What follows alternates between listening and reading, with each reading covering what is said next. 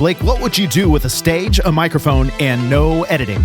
Toby, I didn't go into ministry for literally this very reason. Welcome to the Church Gear Podcast, where we pull the tech out of the booth and onto the stage to share the most outlandish stories and hidden wisdom from the tech trenches. And now, here are your hosts.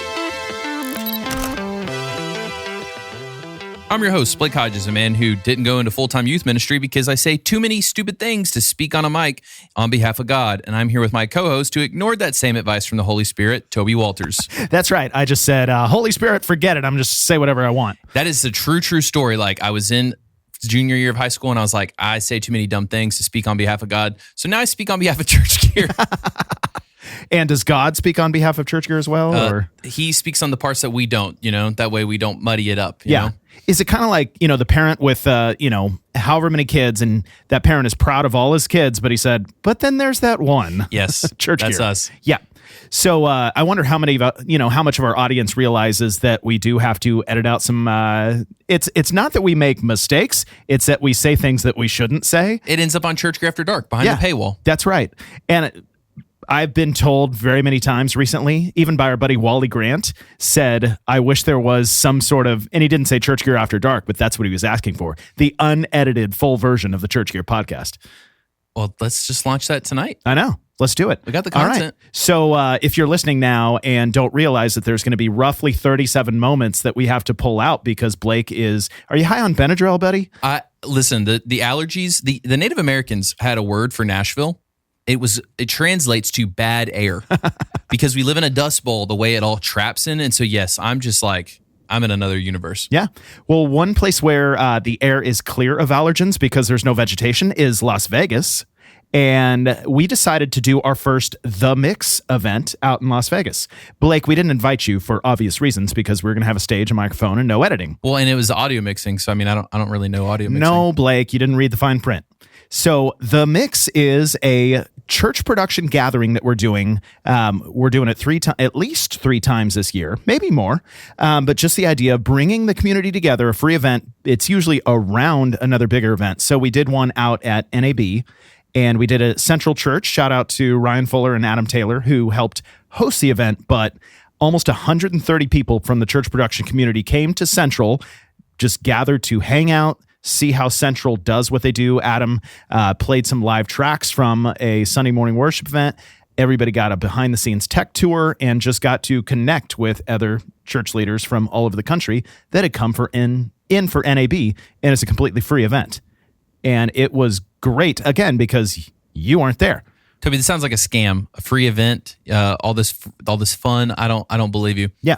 Well, you got to see the second one. We got to host a version of it at Philo just recently, and it was a lunch and learn, but 100 people gathered. Again, for The Mix, it was funny because one person did make the mistake of not reading the fine print and thinking it was an audio mixing class. He was not happy, and my heart goes out to him. I know, but we got him eventually. We killed him with kindness and brought him into the fold, and I think he had a good time in the end. Yeah, we buried him. Yeah. Because we killed him with kindness. So, again, we had kind of this hour where the church production community came together, and we had people from all over the world. My favorite person was Sarah from Dublin, Ireland. Yeah, that is wild that people flew. I wouldn't fly that far for $20,000, but she flew that far. Yeah. For Philo, and that's amazing. Yeah, at Philo, I know I met people from Ireland, UK, and South Africa. I mean, there were people South from Africa all was over the the longest world. flight, I think. Yeah. It was 19 hours. Yeah. And if you're out there listening and you're thinking, I would love to come to a free event that gathers the church production community together to see what other churches are doing, we're hosting one during InfoComm. Blake, but again, you don't get to come. Man, it sounds like it's going to be quite a bummer then of a party.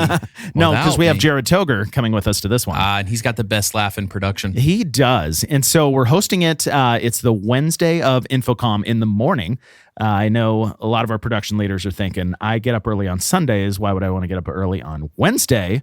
But you get free breakfast for the first 60 who signed up, even though we're already over that. I think over 70 people have already signed up. Up the dollars then, Toby. Free That's breakfast right. for all. Yeah, it's twice as expensive now. Yep. So what's 2 times 0?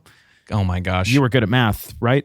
I will not say the words we say behind Toby's back about how cheap he is right now, but it starts with a B and ends with a turd.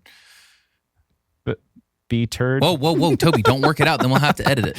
So we're hosting it at First Orlando with our buddy Bobby Falconeer, and it'll be awesome to see. So we got Digico, D&B, Thor, and Resi will be hosting with us. And kind of the intention is all of those brands have presence at First Orlando. They have gear installed there. And so again, just a chance to gather the community, see what First Orlando does, see how Bobby runs his team and does all their production, and then seeing that gear in person and in action. It's just going to be a great time. Blake, if our listeners want to come to that, we posted this, right? Did you post it's in our story. It's not like in permanence. It's on my Facebook page. It's on the Church Sound Media Tech's page, or just email us. What email do we get out on the podcast? Anything? We do not. We do not. Great. Just email. This was really unrehearsed. Yeah, it's really unrehearsed. We should probably edit this. Is this one of the flubs that they're going to get on Church Gear After Dark? Oh, gosh. Yeah, a flub for an old event. Okay, we need to move on. I know. But just reach out to us. We'll get you and get you signed up. And someone else that we'd love to sign up is the CEO and executive producer of MOSAIC Pro Events and the former UFC heavyweight champion, Brad McCraw. Brad, welcome to the pod. Hey, I like the ad. I am Ron Burgundy. I just read that. Yep. I did not type that back half. No, I did. I mean, I just looked at his shoulders and neck and I'm like, that guy has to fight UFC. Gosh, not at all, but thank you. I appreciate that. I'll take that as a compliment for sure. Is that just from schlepping gear? Yeah, exactly. Yep. Pushing road cases up ramps and yeah. Now you just see, Brad, you and I stopped schlepping gear too, except at Philo. Right. You guys made me drive the van of all our gear up to Philo and then help unload. Whoa. You barely helped unload. You were just driving. That is not much schlepping at all. Blake, would you have rather loaded or unloaded or driven the van for 9 hours? Loaded and unloaded, baby. Yeah, of course. But hey, at least you helped me sticker. I won't call out AJ. I mean, the person at Church Gear who didn't help me sticker as much. So you were a good boy, Toby, at Philo. That's right. All right, Brad. So welcome to the show. I want to apologize in advance for Blake, but as he said, he is high on Benadryl right now. I don't even know where I'm at. I know. So, Brad, you've got an event company that you are leading, that you're doing massive events. Is that, were you born straight out of the womb owning an events company? That's it. Or straight out. I mean, give us a snapshot of your background, where you got started and where kind of your time touched in church production as well. Yeah, so I grew up in church production. My grandparents were pastors of a church out here in Phoenix, Arizona. My dad was the worship pastor, so we all know how that goes. You get dragged into the audio console at about 9 or 10 years old when all your other friends are playing at the playground. So that was my foray. He would drag me to Wednesday night rehearsals to run the console for him, and then I'd have to run it on the weekends, and it started early. Grew up in the church, grew up in church production. That's all I kind of knew. Then when I was right out of high school, I found a job in the corporate world doing production. Stayed in that corporate world for a long time, and then went into ministry at CCV for about 8 years. And then 8 years later, launched MOSAIC, and I've been doing this for about 9 years now. So been in and out of the church production world my whole life. I've got a passion for it. And then now I do it in the real world, and still doing a ton of ministry. I'll get into that a little more later, but yeah, that's kind of the gist of it, man. Church production has always been in my blood. So this is very familiar to me because my dad was the music director at our church. Yeah, right. And I think he wishes he would have put me on the soundboard at age 9 or 10. I think he wishes that Brad was his son instead. Well, that is 100% true. And we won't edit out that part because let's be honest. And Blake, I think for our listeners, they would find it funny that my dad texts you and I every Monday morning after the podcast comes out. I've barely woken up and I'm getting texts from Jim. Yeah. And a listener. Yes, he is our first listener every single week. And he always has some, snide remark. But hey, it's fun. It is fun. At least your dad listens. Critical feedback. So, Brad, I started at 13. But like around 9 or 10, I should have been on the soundboard because I was just terrorizing the church. I was that kid breaking everything. And so I think the soundboard was the effort to get me to stop breaking the church. I'm not surprised at all. Yeah. So, Brad, you were at CCV for a while. I got the pleasure of going out to CCV, meeting a lot of the team. We've had several of the team that's currently in the production world on the pod already. So I think they're at 16 campuses now, one of the biggest churches in the country. Absolutely was crazy. That how it was when you started there? No, we were one campus. So we were one campus when I was there. We launched first campuses. I was there to launch 6. When I left, they were only at 6, which is crazy to see that they're at 16. They're supposed to be at like 23 in the next couple of years, which is just wild. So No, I was part of the one church, one campus model, which was their big campus in Peoria, Arizona. Room holds like 3,000. I think they were at 12,000 when I started. And then we just started launching them like crazy all over the valley. Like I said, I got to 5 or 6, I think, when we got there. So yeah, it was quite the learning curve for sure. So talk to us about the reality, the logistics and the emotional nightmare that it is going from one campus to 6, not even to mention to 16.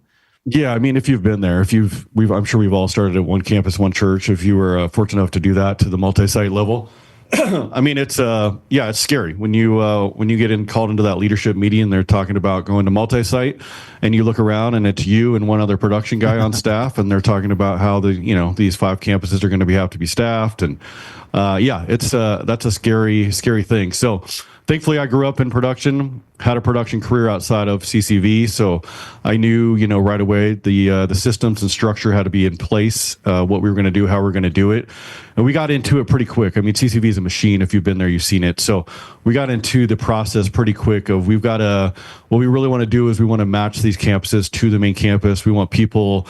The reason CCV launched to begin with, they had so many people coming from all over the valley.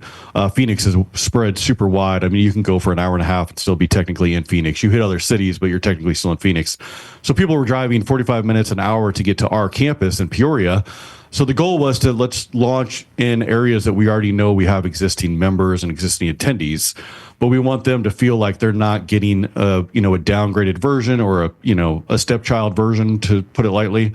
So the goal was to really kind of mirror what I was doing at the Peoria campus to the other campuses, which sounds great until you think about a 3,000 seat room with a giant stage and then going into, say a cafe gymatorium and trying to duplicate what you're doing at this big campus. But I think that helped kind of be on that ground floor and just know I had to put some structure into place, some systems into place. Let's just mirror what we're doing at Peoria in any way humanly possible. From gear, I would buy the same gear, just smaller consoles. I would buy the same lighting fixtures. I would buy the same everything, just as a smaller model to put in these campuses. We would even do the set design from one campus to the next. I would do a big set design at the main campus, and I would shrink it to these other campuses. So even though it felt a little jarring and a little daunting to take that on, it helped that it was kind of just a copy and paste in a smaller version for these other campuses. And how many of the campuses were mobile versus permanent? None of them were mobile, thankfully. Yeah, Oh, they wow. never got into the mobile world. None of them were set in strikes. A lot of them were acquisitions. So I think of those 6, I think 2 were full build outs. The other 4 were acquisitions from other churches. So we had to kind of go into their rooms, their spaces, and turn them into a CCV campus. And what was some of the basics of the production gear infrastructure? What PAs and audio consoles and lighting consoles were you guys running? Yeah, we tried to, like I said, I just mirrored what we did at the main campus. So we had all Avid consoles at every campus, which I think they still do to this day. We had all the same, Grass Valley video playback units. We had all the same video switchers. We had all the same L acoustics, PAs. If it existed at Peoria, it was the scaled down version. Gear, systems, volunteer recruitment, you name it. I just took what was a giant package for this campus and shrunk it for the other campus. So the goal was I could even do training at the big campus and send those volunteers out to another campus, and they would walk in that space, in that room, and think to themselves, I can do this. Like I'm confident. Yeah. I'm confident on this audio console. I'm confident on this video switcher. I'm confident with this volunteer recruitment system. So yeah, the end goal was I can take anything that's happening with me, or I can even call another campus and say, here's how to troubleshoot.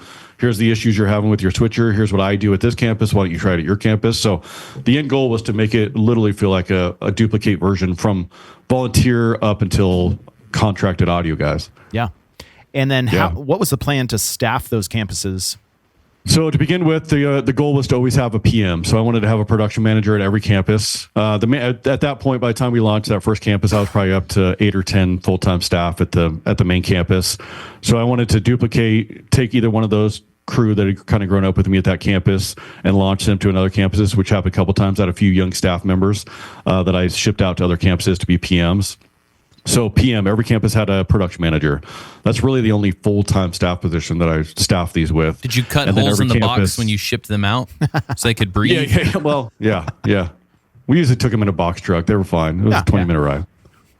So they had a full-time staff production manager and then a contract audio engineer. Each campus got their own contracted audio engineer on weekends just to manage rehearsals, manage audio process because it's so intense. And then everything else was volunteer-based. So just as long as that campus had a production manager that I could trust and depend on, I felt pretty confident that they could duplicate what I was doing at the main campus. Yeah. And how long are we talking from that meeting you walked into when they said, we're thinking of going multi-site, to you had 6 campuses? Oh, 6 campuses. I would say the first campus was within 6 months, if that. I think it was, again, like I said, it's a machine over there. So I think once they had the idea and they were ready, the first one was an acquisition. So that might even spur the idea for multi-site. Like, hey, we've got the opportunity to go into this other campus. Let's take it and make it CCV. So I would say it was probably less than 6 weeks that we went from nothing to the first campus. And then I would say it was over probably the next 2.5, 3 years that we got up to 6 campuses. So like I said, most of them were acquisitions, a couple build outs that took a little longer. But yeah, I think now they're launching them. They're trying to launch them. It feels like once a month over there, which is wild to think about. And I know you guys have an in-house integration team now. Was that the case when you were there? It was. So that came later. That came probably at campus, I would say campus 4 and 5. It just got a little too jarring to kind of manage. I was managing both processes. So I was over the weekend experience and all production departments producing the weekend experience. And then I was overall integration, kind of overseeing all that. And it just got too daunting. It was spread too thin. So I launched the integration side of things when I was there. So I think it's even the same 3 guys that are still part of that integration team, just to take that weight load. So then I was over both, but at least I had a leadership team that was focused on campus launch, campus integration. And it took a lot of that off my plate from a weekday standpoint.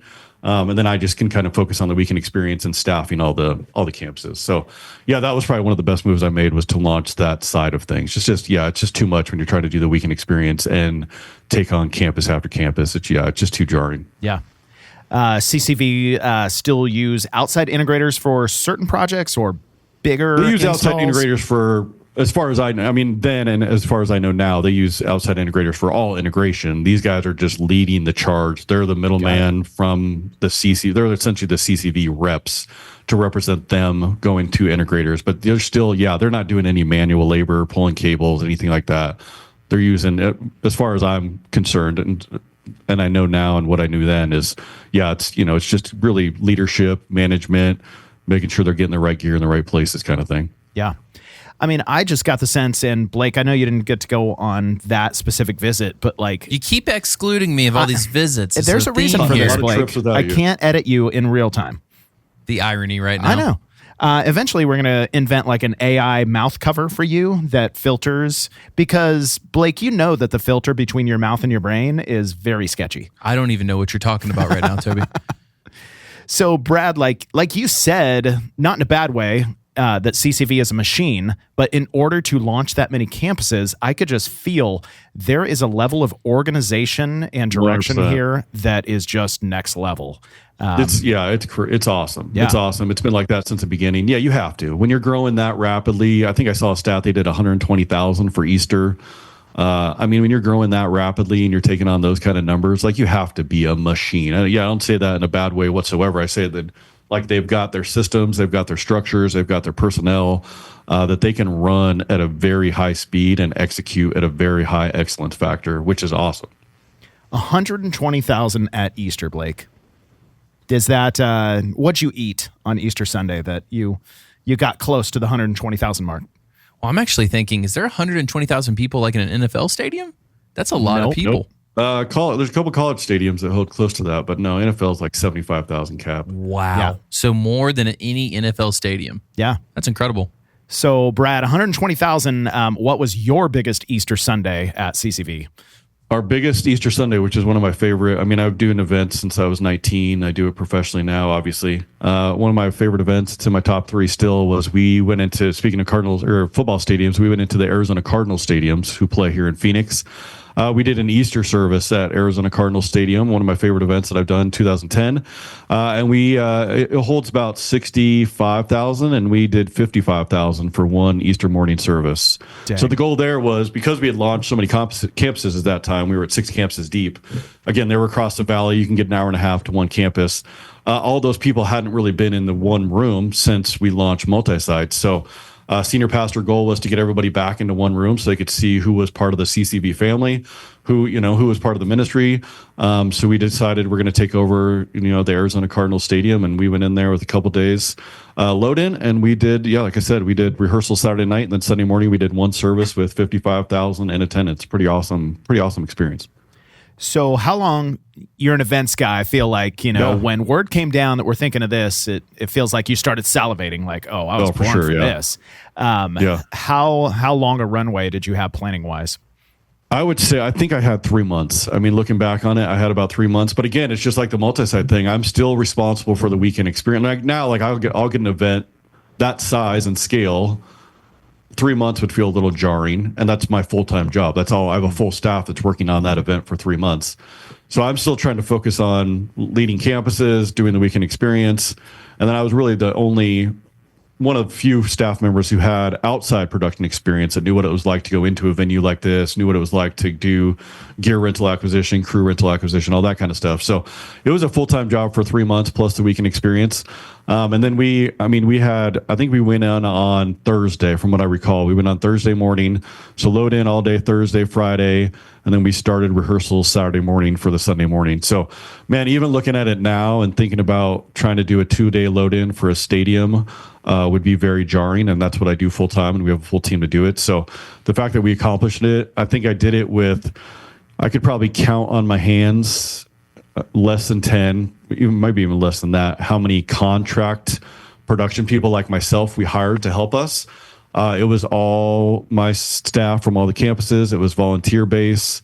To look back and think of what I'm doing now as a professional career and what we take on compared to what I was able to accomplish that Easter Sunday was pretty awesome. I'm pretty proud of that we were able to do it with staff, volunteers, and a few contractors. Those volunteers sound like the critical crew volunteers, CCV. Yep, right? Yeah. How long have you been holding on to that one, Blake? Like 15 minutes. I don't know. Brad is like, he's crushing it. I'm like, I don't have anything to interject. Let me work on this acronym. So, Blake, I feel like, if they said, hey, Blake and Toby, you guys need to get a stadium show set up in 2 days, I think that would be the funniest video ever made for YouTube. I'd be like, that's fine. If I get $30 million and I'm going to call Brad and Dylan Howell and be like, y'all divvy this up. So, Brad, I mean, for Blake and our context, let's go with Taylor Swift because, that's your girl, Blake. And don't tell my wife. We see her touring schedule and we think okay, she's playing in this city. And then 2 days later, she's playing in this city. So to our brains, well, they have 2 days to set up or they have 1 day to set up. How is that different? They have about 400 crew, 83 semis. It's all ready to be rigged. And? It's ready. Yeah, it's all cabled. I mean, the touring world is they've got it dialed in. So, and they do it. I mean, you look at a Taylor Swift tour. We got one of our lighting guys did the Justin Timberlake tour, and he was on that same tour for 2 straight years, doing the exact same show for 2 straight years. I mean, you get pretty dialed in. You know what you need to do. You know how you need to do it.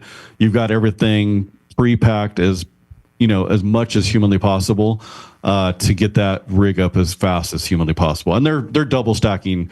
When you see her at 2 different shows, they're double stacking crews, they're double stacking gear. Like you're not seeing the same show. You're seeing a completely different show with different crew. So they overlap. But yeah, it's much different when you work at a church and it's all coming from scratch. Even what I do now, we're not tour based, so we take in just cases full of cable, cases full of lights, cases full of audio, and we're building from ground up. Whereas the touring world has got it dialed in because they're doing it every night at a different location, and you have to be set up in 1 day, and you got to be struck in about 3 or 4 hours. So you got to get that system pretty tight. And for that Easter in 2010, was it basically? You're saying it was you and the CCV team were leading the charge. You didn't hire an outside production company to come in and manage. I hired an outside, kind of a good friend of mine who does some sourcing. He's a producer, I would say, a production manager, and then he did a bunch of sourcing for me to help me with gear. I hired Daniel Cannell. I'm sure you guys know him. Oh, yeah. I was one of his first freelance gigs after he left Church on the Move. He's become a great partner of mine that we use DC Pro all the time for our events now. But that was him. Nick Rivero, great video guy in the church world. He came out and kind of managed video for me. So I did have some key personnel. But then Blair Drake, you guys have had Blair on the show from CCV Audio Engineer. He led the whole audio charge. I mean, he designed the whole system.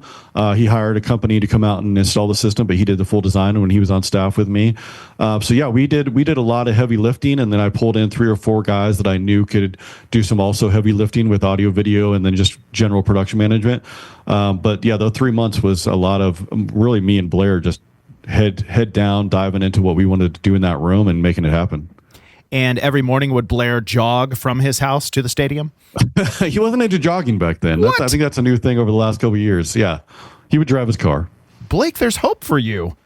Hey, listen, too could be doing ultra marathons like Blair. I've gotten up to 4.5 miles, but the allergies in Nashville keep, attacking me. So we'll Blake, see. I have a serious question. Okay. If you're running 4.5 miles, are you putting on underwear for that?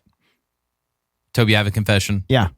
I wear underwear when I run. And I wore it to Philo because I was afraid you were going to pants me at Philo. So for 2 days, the 2 days is rough. Mm-hmm. When I'm running, it's fine. Yeah. 2 days is like, I would die if I had to do this every day. You could have done something like suspenders instead. Just keep your pants. I think I'm going to wear overalls next year. That's not a bad idea. Brad, if you were trying to avoid getting pants, what would you wear? I think I would do the overalls. Like, you can't pants overalls. Mm-hmm. Nope. See? Maybe I'll just get a taser next year. I'll just threaten you with that, Toby. Every one of us is going to steal that taser and tase you. Accidentally maced myself one time. Oh my God. All right, let's move on. For it. I mean, it's their, if they pants you and they got to look at what you got going on, I mean, that's on them, not on you. I wonder who gets the indecency charge. We're really derailing here. Is it the person who's been pantsed or the person who did the pantsing? Because it's yours. It's the one. I have a feeling it's the one with their stuff out. But that wasn't their fault. It's your fault because you didn't wear underwear, Blake. Oh, come on now. So I convinced you to yank my pants down? I didn't do it. All right. For HR purposes, all of that was a joke. Yeah, absolutely. So, Brad, give us just a quick overview. Like, if a church is thinking we're going to do a stadium show, what kind of high-level gear are you bringing in? What kind of PA does that take? What kind of cameras and lighting rig? I mean, it's everything times 10. You look at, it's not, don't think you're going to just take what you're doing on a weekend. Definitely don't think you're going to take some equipment from your church to make that happen, which is always comical to see churches try to do an outside venue and then think they're going to bring in their own audio. They're going to take stuff. They're going to load up the vans from the church and bring their gear out. So no, it's a full endeavor. You're going to bring in full concert production audio, full concert production lighting, you name it. Anything you've seen at a high level corporate event or concert, you're going to need to you're going to have to get it all. You're going to have to bring it all in from scratch in semis. It's going to be a high budget process. So I would say lean against it, but if you do need it, give us a call. We'll help you out. Yeah. So I'm putting you on the spot, but if CCV came to you and said, hey, we want to do Cardinal Stadium again, we want you to be the event company, what kind of ballpark range are we talking price-wise if a church wants to do an event like that? Gosh, to go into a stadium nowadays, I mean, I'm shocked when I look back at what I was able to accomplish on that budget. That budget was, I mean, I hope they don't get upset that I'm sharing budgets, but that budget was about $350K to do that one. I would say based off just knowing where gear is at, knowing where crew is at, I would say you're probably looking at $1 million to even start the conversation. Yeah. Blake, you got $1 million, right? Yep. And I have it all in Shroot bucks. I rolled over into that new cryptocurrency. Uh-huh. Yep. Shroot currency. Well, Blake, speaking of complete and total nonsense, it's Torture Toby time. It is time to baffle Blake with bits of buffoonery. No, I messed it up for the first time ever. Yes. Oh my gosh. Fail, Toby. It's because we went to Philo and I was Philo mode for a whole week. All and of now our brains have been wiped. Yes. Completely wiped. So I got to bring up my notes now, Blake. This is so embarrassing. Hey, if you want to sponsor the Church Gear podcast and do Torture Toby time instead of Baffle Blake, just email me at blake@churchgear.com.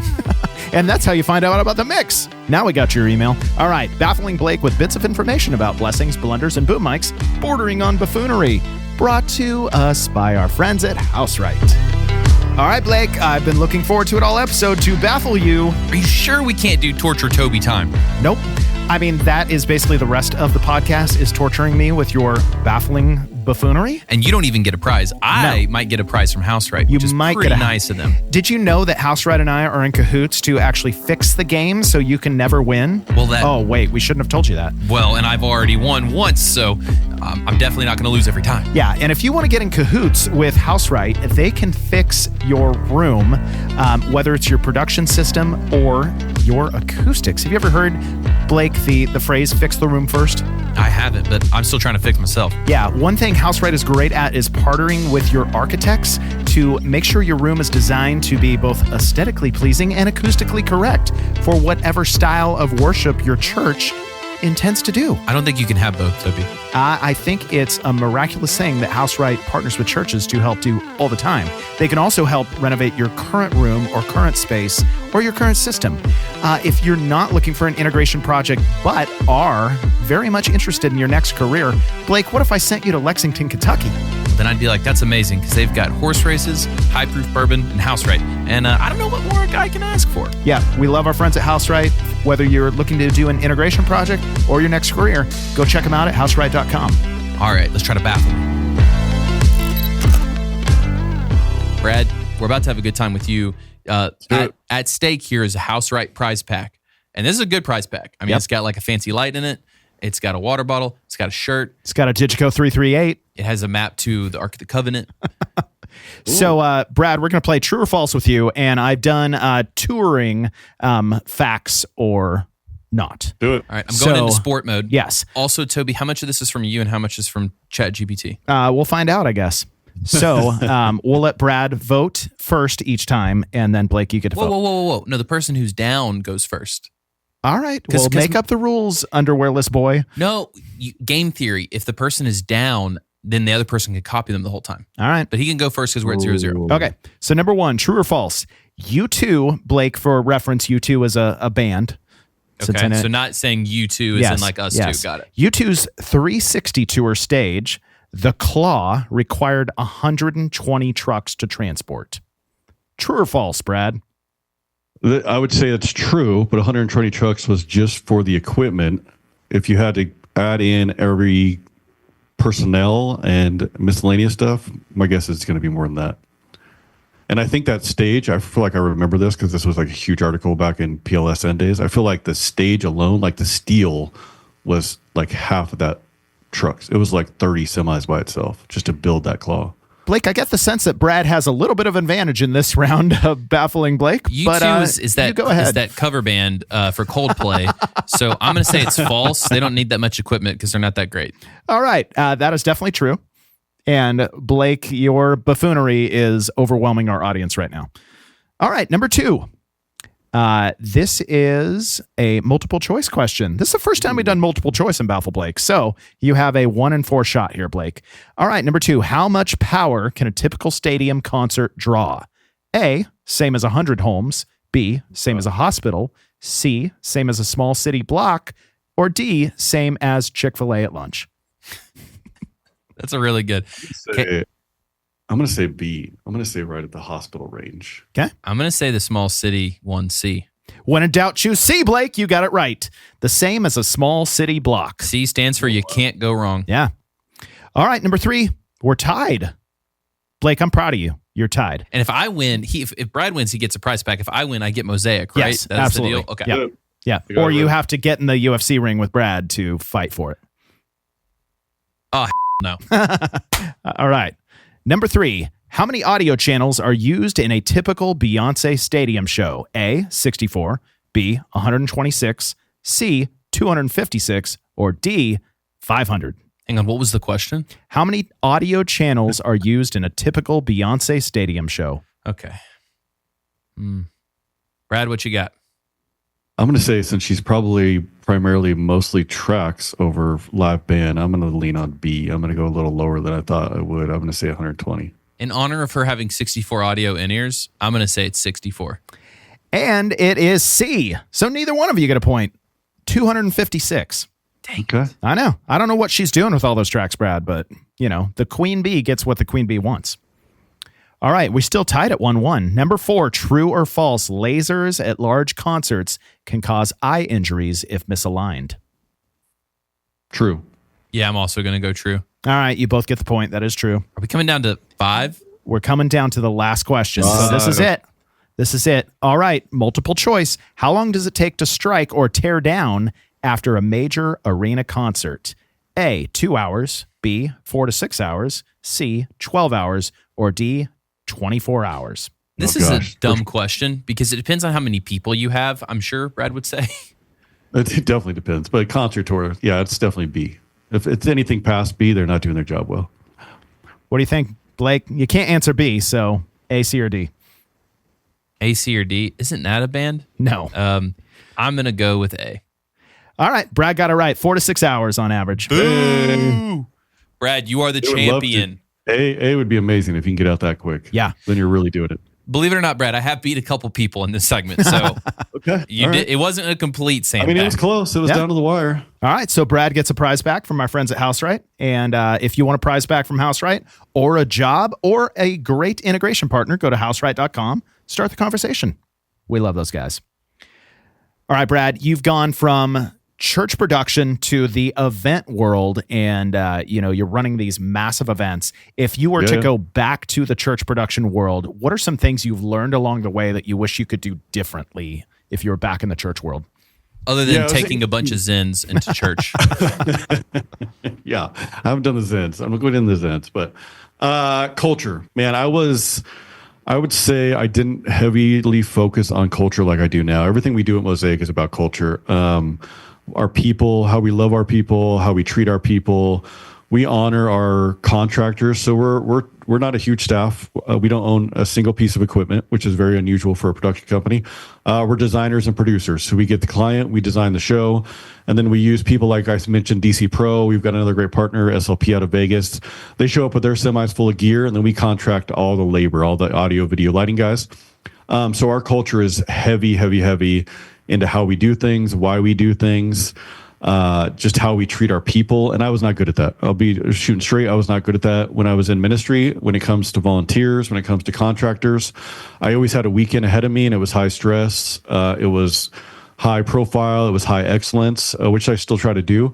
But I didn't focus enough on the people. So if I can go back, I would take what I'm doing now with the people and how we treat them. I mean, we treat our people, we celebrate our contractors' birthdays more than our clients' birthdays. We send them gifts. We honor them. We know their wives. We know their kids. So everything I should have done as a leader in the church with volunteers, I'm doing now. We provide all their shirts. You see the shirt I have on right now, MOSAIC shirts. We're super big on swag. So we buy all their shirts for all of our events. And it's just about culture. It's about the people. It's about the people that we love. It's about the people that we work with. We make them our priority even more so than our clients, and the reward is there. So I think it would have been the exact same in the church. If I would have focused heavily on the volunteers and how they feel and their families and how they interact with the ministry, I think the reward would have come just as much as it does now in this environment.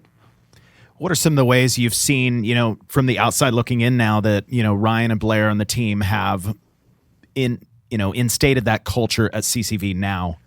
I think they're so much better than I was when I was there. I think they've figured that out.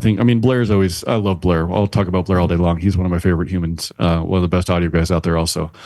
He's just such a kind heart. There's a few other guys I know there still, but yeah, I think they've gotten to that point, and you have to, when you're launching campuses like that.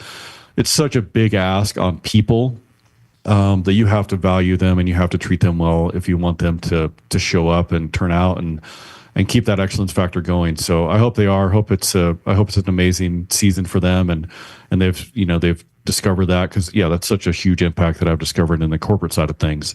That culture makes all the difference in a world. And Blake, obviously, you are wildly mistreated here at Church Gear. Why do you stick around? Is it for the humor, the jokes? It's because I have to stay in Middle Tennessee. Otherwise, I'd have been out of here. O-U-T. I had some actual people who will remain nameless on this podcast come up to me at Philo, and they're like, "Hey, I just want to check on you for the abuse you take at Church Gear. Are you okay?" Blink twice. I remember the first time I asked you seriously, like, Blake, we make fun of you too much here? And I think your response usually is like, "Hey, if everybody's laughing, I am happy to provide the I'm comedy. still looking for the time machine to go back and say, no, Toby, stop it. So, Brad, what are maybe one or two very practical tips you can give to our listeners of just instantly making the culture better at their church, for their volunteer team, for their production staff? It's that. Get to know them, get to honor them, get to know their wives, get to know their kids. I mean, it's such a big ask when you look at large campuses like that, or you look at most campuses, when you're asking them to come out on a Saturday all day and you're back on Sunday all day.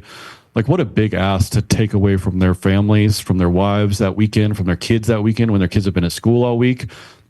So the sacrifice that these people are making, especially in ministry, to volunteer their time and energies on a weekend is so huge. So just get to know them, get to love them, get to know their families. Don't just honor them. Like, we will send flowers to spouses for their birthdays. If we see something online where their spouse is having a hard time with something because their husband's traveling or their wife is traveling, we'll send them a gift, care package. We'll make sure we honor their kids.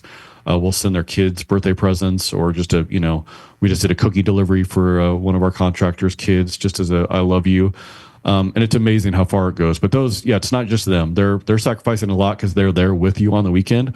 But think about their wives, their husbands, and their kids that are at home waiting for mom or dad to get home from church. So honor that. Honor those people. Just honor that time more than anything. I think that's my biggest takeaway. And even what we do now, I'm paying these people to show up now, so it's a little different. But we try to still honor them in a way that they're sacrificing a lot to be with us. Especially some of our biggest shows. We did Easter. We did a huge Easter for Trinity Church, Mark Driscoll out here. And I had a full 25-person crew with me that are all away from their families on Easter. So we try to honor them as much as possible and their spouses while they're away with us. And I made that very poignant in my talk down. Like, we appreciate you guys sacrificing your family time to be here with us. And then I went into, we're still reaching, it was 2 services and we pulled in 10,000 people for this Trinity Easter service at an arena downtown in Phoenix. So let's look at both pictures. You guys are sacrificing a lot, but let's not forget why we're doing it. We're about to reach 10,000 people that walk in this room with the gospel, which is amazing. But that's it. Culture, honor the people, man. Be more poignant, honor the people, but honor the people around them as well. Yeah. I love how simple it is, but so often we can be on, the wrong side of the coin and not realize how easy it would be to step onto the other side of the coin. Just a simple check-in, hey, how's your wife Sarah doing? How's, literally little Timmy and little Susie? What do you name kids? Literally. Oh, I did learn for the last 6 years in a row, Liam and Olivia are the top kids' names. So if you got kids out there named Liam and Olivia, they're going to be taking over the world. Maybe Good Liam for One Direction. I don't know where the Olivia comes from. That's fascinating. Yeah. It kind of, we all go back to the the names that popular 100 years ago, maybe. I'm going to go Gertrude soon. Yeah, that's right. Bob. Yeah. I want Clyde because both my grandpa and Shelly's grandpa was named Clyde, and I think that's just a baller name. That's a cool name. Yeah. Toby, there's still time. You can have another son. That ship has sailed, my friend, and we could talk more about that off how you things just have work. to believe. You just have to believe. It's just the Disney touch of magic. Brad, hey, since we're talking there, do we have time for a good snip story? Oh, why not? We're related. We're moving into the disaster story realm. So true story. If you missed Philo, here's just this is the unofficial after party. We spent a whole hour talking about vasectomies. Yeah. At Philo at the after party at Amplio, the last hour. So I'm so stoked to hear Brad. One of my favorite stories. We had our main worship leader at CCV. He's a big dude, 6'4", one of my best friends, amazing guy. But you spot him in a room. He exists. He decided he was going to let the nurse shave him when he got there. He just decided, I'm going to go get in the stirrups and let her do her thing. So he gets in, cold room, full stirrups. The nurse walks in and she goes, "Oh my gosh, you're the worship pastor from my church." No. Some things you just should not say out loud. This is amazing. Yeah, he was fully recognized. Yeah. Up on that table. Oh my gosh. Blake, your wife was a nurse for many years. Did she some of that? Yep. Yeah, she have some of those moments where it's oh, hello, Mr. Smith. Thankfully not. She never knew anybody, and that's what I have to say for HIPAA laws. Yeah, there you go. If you're a public figure, just go out of state for your vasectomy. It's probably the key. That one. That's not a terrible. Is this going to be the thing I clip for the podcast clips? The vasectomy story. All right. So speaking of Blake, disaster stories. Brad, do you have any? They can involve vasectomies, but do you have any production disaster moments that you can share with us? Gosh, I want to say, man, thank God we put, there's always, I can't think of any off the top of my head, but we spend so much time, and this goes to everybody, we spend so much time in pre-production. And I say that, like, if we're going to have any disasters, let's do it in pre-production. So when we get on site, everything is smooth and we can have fun. I think it's the same for churches and weekends. Like, do as much due diligence as you can during the week.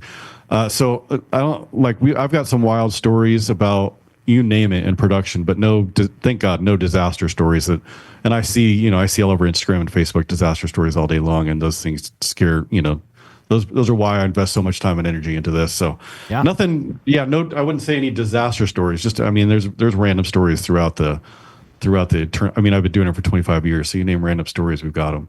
Yeah. Well, how about a random, fun, exciting, compelling story? That ends in a vasectomy. I'll say the most random one. I worked for another production company before I went into ministry, and it was a big thing. Disney started doing these big fan water screens, where they project onto water. So it's essentially like a giant sprinkler head that you put into a lake, and you can project on water. We didn't, at that production company, they weren't into investing money into scuba divers. They weren't investing money into anything proper to make stuff happen. It was just grab the guys, whoever we have in the warehouse, let's make it happen. So it was a big resort out here in Scottsdale called the Westin Kierland. They have a big lake that backs up to their ballroom. And our owner of the production company decided it was a birthday for a hockey player's wife. So he was just spending money. Any idea was a good idea. He decided we wanted to do a water screen. So there was 5 of us on the production team, had no experience in anything.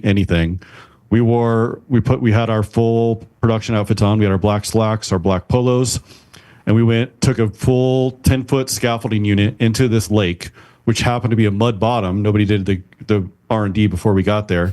Mud bottom with 10-foot scaffolding with this, sprinkler system on the top. We would all swim down to the mud, stick our feet in the mud, lift up the scaffolding unit and move it 2 feet, and then come up and take a breath before we died. While these fishies are biting our skin. So they have these little fish, and for some reason they were attracted to us and would be biting us the whole time. And then, so we probably had to go out 75 yards in this lake to get it where we needed to be so you could see from the ballroom. So there's just 5 of us. We were in our early 20s, no experience whatsoever, diving down, sticking our feet in the mud, go over a foot, not die, dive down, go over a foot, not die. And then we're in our full, sitting there in our blacks, I think I did the whole show with no underwear on because I didn't have a change. I brought a change of pants but forgot underwear. That's just the production world. You just get into the most random. Here, you guys are going to do this. Good luck. How long did that take you to move that It probably took us an hour and a half because we're trying not to die in the water. We're scared we're getting bit by fish. We're taking breaths when we can. It was awful. I was probably 22. I just got into the industry. Is this what this is? This is what I do for a living? Just the most random. Blake, your whole life mission is to try not to die. What of that story are you most terrified of? The repetitiveness of it. Eventually you get tired. Let's say you're lifting a scaffolding unit. Yeah. You set it down on accident on your foot. All your buddies swim up. Now you're stuck down there. Now you have to be the creature from the Black Lagoon's wife. Yeah. And now, that's awful. Now you got to get a vasectomy. Yeah. Under the lake somehow. Under the lake. Goodness. Oh, man. Yeah, it was wild. Brett, I'm not kidding. I truly can't fathom that's even possible. The fact that you pulled that off is amazing. Gosh. What a great story, though. Everybody was so upset. It was a rough Monday morning meeting after that happened. But any idea how deep the water was? It was probably, it was a 10-foot, I want to say it was a 10-foot tall scaffolding unit. So it had to poke right at the top of that tent. Sprinkler has to sit right, barely submerged into water to kind of pump and give that fan. So it was probably 10 feet. It was probably 10 or 11 feet deep. Gracious. So you're we had to physically pull ourselves. It wasn't just dive down. It was force yourself down by holding the scaffolding unit. You had to, we felt like deep sea divers that are trying to go under. This is a challenge that not even goofy production kids. This is a challenge that not even Jeff Probst from Survivor would put someone through. Literally, no, it'd be too dangerous. Yeah. I'm sure our insurance company would have died if they knew we did that. Yeah. Well, Brad, you've got a lot of knowledge over the years. Clearly, you know how to do scaffolding underwater without dying. And Don't call me for that. Please don't call me for that. That's when you were in your 20s, so you surely picked up even more knowledge. We wrap all our episodes on a tech takeaway. What is something you would say to a room full of production people, just a piece of advice you've picked up along the way? I share a devotional all the time with other people that kind of resonates with me and how we do. I tell people all the time that I feel like I'm doing more. I was in full-time ministry for 8 years. I feel like I'm doing more ministry now just because of the people I'm around. And I share a devotional that talks about Paul in prison and how he did some of his best work and some of his best writings while he's in prison. And you don't need to be a pastor. You don't need to be an elder to have impact on people. You could be a nurse, a doctor, a school teacher, a goofy production kid doing scaffolding. You're constantly surrounded by people who need to hear the gospel. And we kind of resonate that with a MOSAIC. We do a lot of, primarily our clientele is Christian nonprofit, which I'm super thankful and blessed by. But we have a lot of contractors who are not Christians. We have a lot of hotel staff that are not Christians that we go into these venues with. So I say it all the time to our staff, and I say it to our people. They're very, they know something's different with us. We don't wear crosses around our necks, and we don't have Jesus hats when we walk into these venues or we work with these other clients or contractors. But like Paul in the prison, I'm sure everybody was like, man, this guy doesn't cuss. He doesn't, he's not trying to break out. He's not creating to stir. He just is writing, and he's impacting the people around him with the gospel.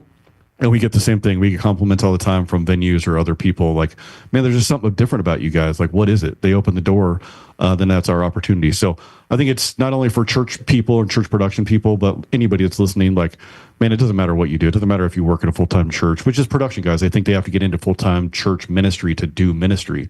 Like, you don't have to. You could work at a production company. You could work at a hotel. You could work, what we do, and you can still have the same impact and do just as much ministry outside of the church as you do inside of the church if you're intentional and you use those moments to your benefit.